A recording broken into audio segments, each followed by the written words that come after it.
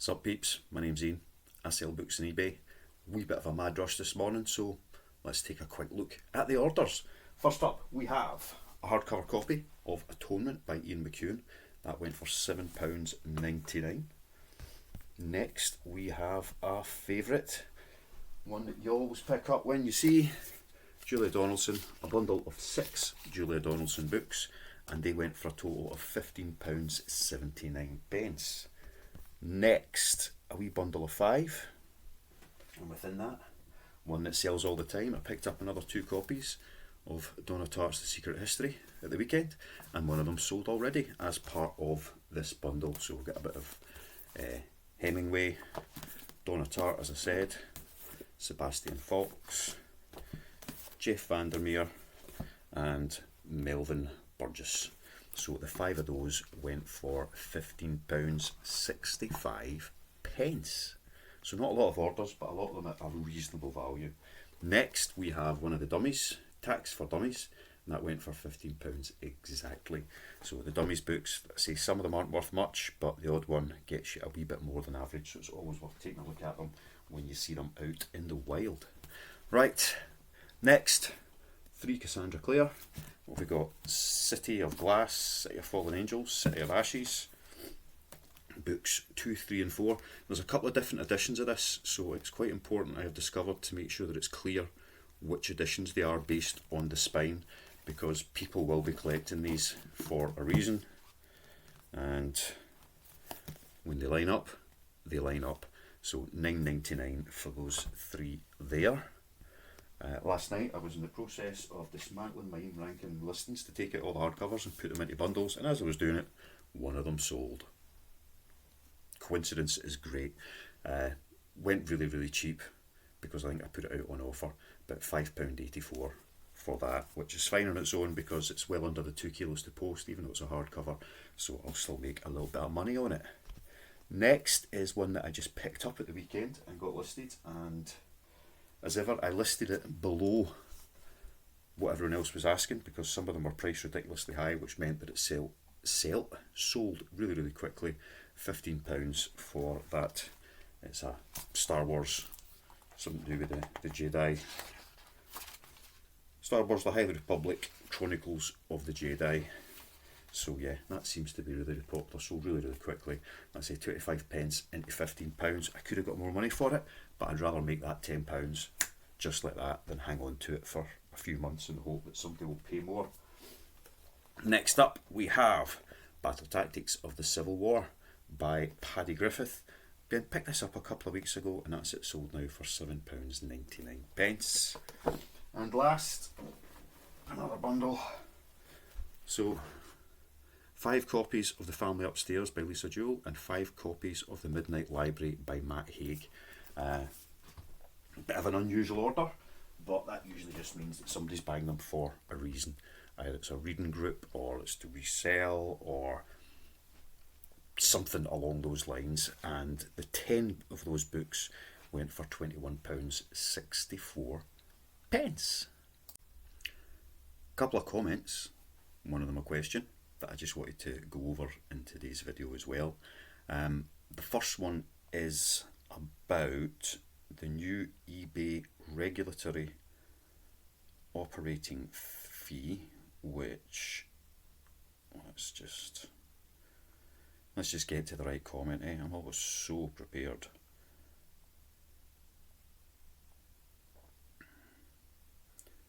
So the regulatory operating fee, eBay is introducing it on the 8th, yes, the 8th of April, and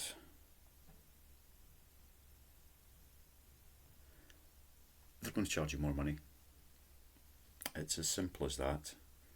So what they are going to do is, let's just read out what eBay are actually saying here. So regulatory operating fee.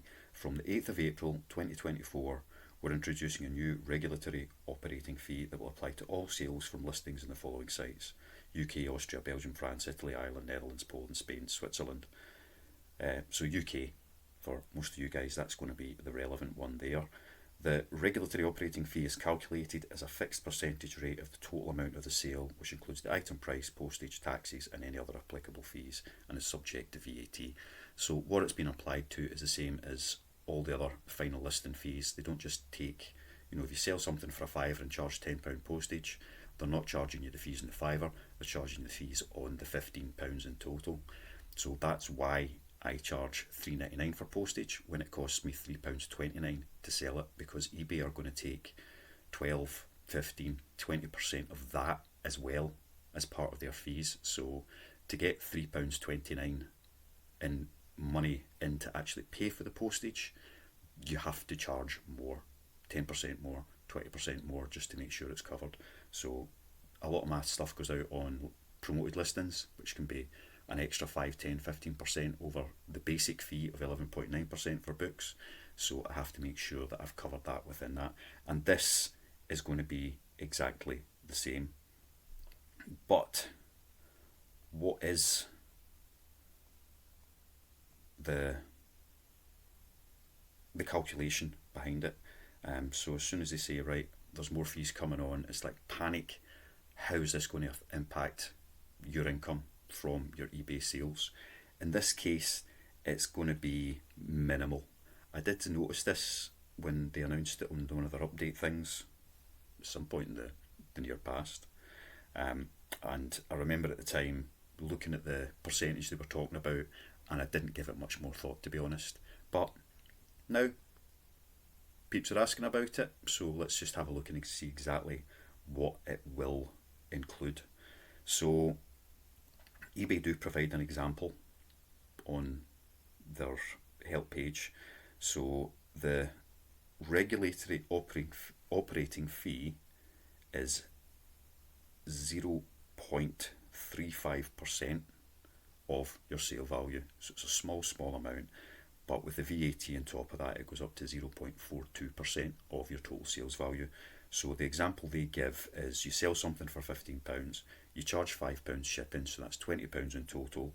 So the regulatory operating fee that you will pay for that, on top of all the other fees that you're paying, is 8p.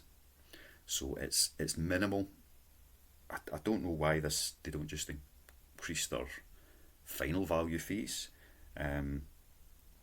Does this just apply to resellers, or is it just for everybody? It doesn't stipulate anything here saying that it's just for business sellers, so I'm going to assume that it will impact everybody. But for a £10 sale or £10 in sale value, you're going to pay an extra 4p in fees. So if you do £100 in sales in a day, it's going to cost you an extra 40p. So it's minimal. I know this is the same things happening across lots of other sites, so there must be something that's come from somewhere on it. It doesn't clarify any of that on their site, but considering how much additional impact it's going to be, it's not something I'm particularly concerned about at the moment. So for £100 worth of sales, if I made one sale in there where I made 40p profit, that's wiped out. So one of those sales won't count profit wise, but it's still nowhere near enough to put me off selling on eBay. So it's another charge. They could have increased other fees as they go. If you put up your promoted listings by 1%, then that would be even more than what that regulatory fee would be. So it's really, for me, not a significant concern. 40p for £100 worth of sales, I can live with that. That's no problem at all. The other thing that I wanted to mention was, let's have a look, Space Lord. Thank you so much. We've been talking about different ways of selling books, where they can all go, and one of the options is going to a market.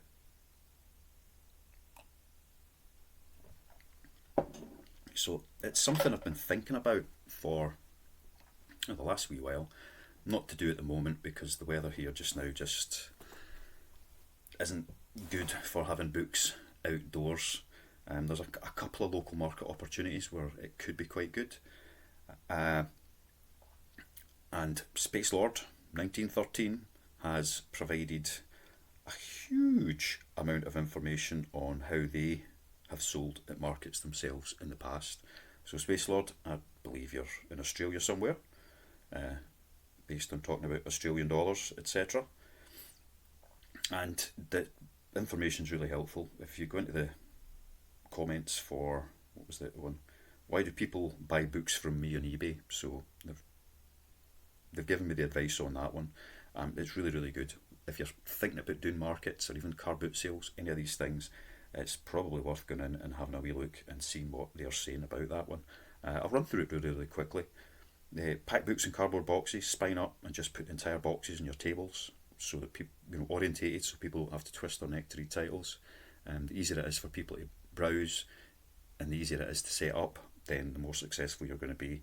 You can stick a few boxes in the ground, make sure they're elevated slightly so people aren't breaking their backs getting down to them, and you can put them directly under tables, people will still be able to see them, and display as many as possible and get a good mix of male and female authors. So yeah, a good selection. If all you've got is James Patterson books, then you're waiting for a James Patterson lover to come along. If you've got a mix, there's going to be lots of different things.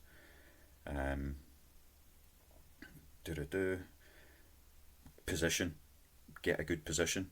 So from what Space Lord is saying, doubled sales by having a good position near the front compared to a bad position at the back. So it's quite a significant difference. If it was, if you were selling 100 instead of 110, then the position might not be quite as significant. But if you're selling 200 instead of 100, that could be a massive, massive difference there. So that's really, really good. Make sure that everything stays clean when it's out and about. People don't like things that look dirty and dusty. Seems obvious, but these things are good to have in your mind as a checklist when you're doing things. Have a routine whenever you're doing anything. Have a process. So in this case, it would make sure that the display stays tidy, that you wipe off any dirt and dust and grime that gets kicked up and lands and things. Take a big float. There we go. That always makes good sense. And then talking about charging, that's where it may vary differently, may vary from perhaps an Australian market to one in the west of Scotland. The pricing is going to be different, and we just need to work that one out myself as to what to do. Sneezes, excuse me. eBay stock to market. So Space Lord's saying that they stopped doing that because it just becomes convoluted. You're having to write down what you sell and then go back and make sure you delist it. Easy to make a mistake, easy to miss things, and people didn't really like it. So yeah, that's that kind of something I wouldn't have thought of, but making a note of everything that sells seems to put people off. If at first you don't succeed, try again. Old Robert the Bruce. Try at least 4 or 5 times before giving up. It's funny how often you struggle initially and then people suddenly start buying. So that's very similar to eBay. You have stuff listed for ages, things go out in dribs and drabs, and then suddenly you get a bit of momentum. People who are regular visitors start recognising that you're there and will see a familiar face. Even if they've never bought anything from you before, they see something familiar, so they will come in and visit again. That's very similar to how you do your eBay titles. So if you have quite a consistent approach to how you title things, people will start to recognise that when they're browsing through books and go towards the familiar. So even if they've never bought from you before, if they see something that's familiar, they're more likely to go in and have a look at that because they think they know it. So if you copy other people's listings all the time and their titles, then you're going to have things all over the place. But if you come up with a format that works for you, so for example, a book that has just sold a few minutes ago that I'll need to go and pick and wrap up, Dumb Witness by Agatha Christie. So the way that title is structured is Dumb Witness by Agatha Christie, open brackets, paperback, 2015, close brackets. That's how I put my titles up there for all my individual books. So it's nice and clean, nice and clear, and it's consistent. I get across nearly all of my listings so that when people see that, it will become familiar, and hopefully that will encourage them to buy from me more often. What else did we have on here?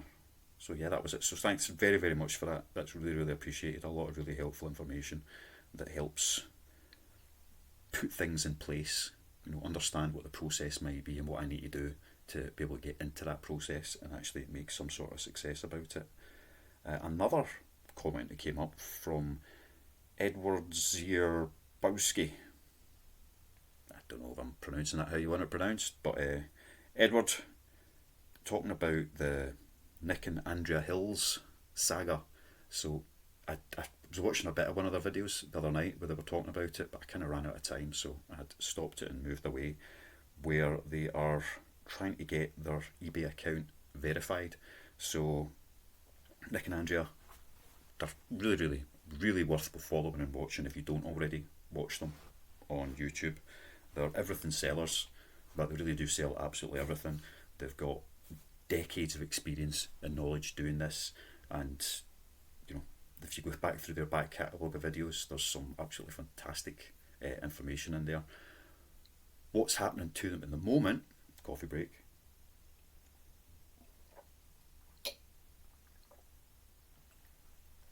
so good.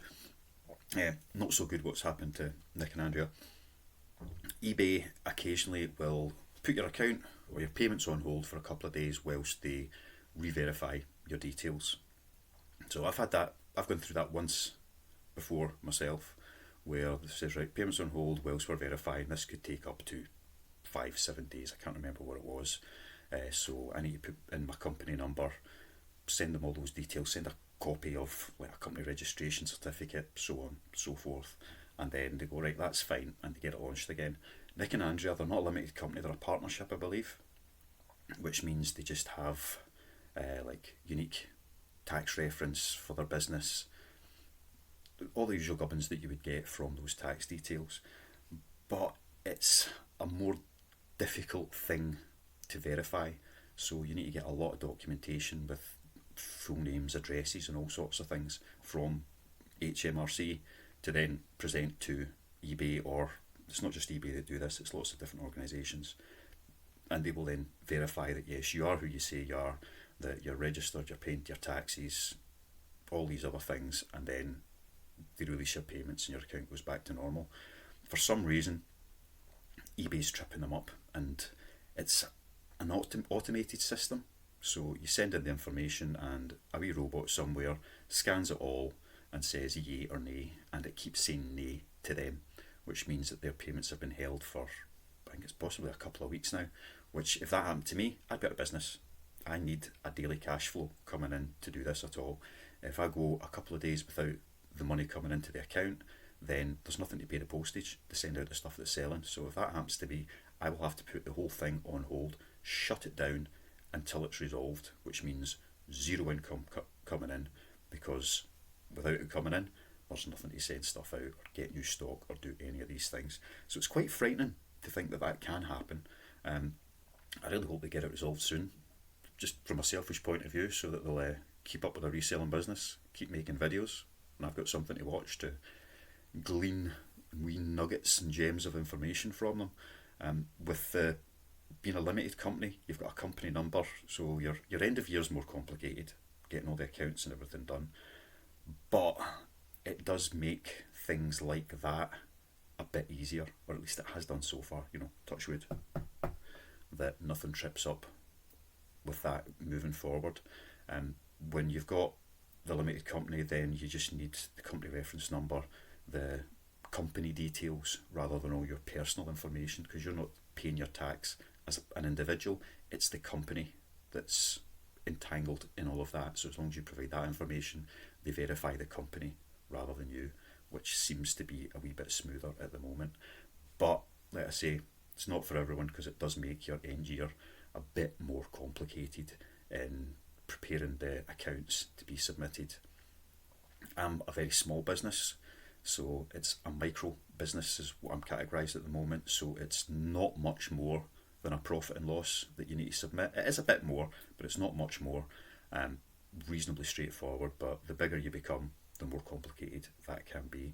So yeah, anybody else had that kind of experience where everything's just been put on hold and the eBay automated process is just achieving nothing.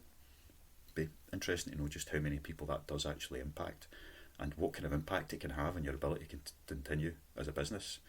You know, if you had a retail premises and you were working in the shop, and every day people come in and they spend all their money with you, and it goes into the till, and then the till turns around and goes, not sure you should be allowed to open, me, and you can't get that cash out to put in the bank. What are you going to do? I mean, it's ridiculous. You've made the sales, the money has come in. What right do they have to withhold that money? It doesn't seem right. I'm sure there's stuff to do with like money laundering rules and whatever it might be, but if you have made those sales and got that revenue in, and especially if you have then shipped those orders, then what right does anybody have to withhold those funds from you? If you're being deceptive and you're not paying your taxes, or you're up to something hokey at the back end, then that's on you. But you shouldn't be prevented from doing what you're doing when you've already been paid that money. And especially with Nick and Andrea, who I think over 20 years they've been using they've had the same business. So for it to then suddenly go, oh, not sure who you are, it seems, really, really weird and out there. But touch wood, I've not had that problem yet. No doubt it'll come at some point. And the one time that they have held everything to do the verification process, it took, I think, 2 days, and then it was back live again, and there was no further problems after that. So yeah, that's the Nick and Andrea thing. So that was 3 little things to talk about. I do have this other dumb witness book to go and pick. I won't add it on at the end of the video. There might be another couple of sales actually, because it's only 10:30. My cut off for same day is 11 o'clock. But Dumb Witness by Agatha Christie sold for £6.99. So it's an as new book. There's no postage, it was just £6.99 flat rate. So that's another £1.50 or so that will go into the business profits for the day. Anyway, I think that is all I wanted to talk about today. If there's anything else pops up through the day before I get this published, I will add it on round about here. If not, all I'm doing is saying see ya, love ya, bye.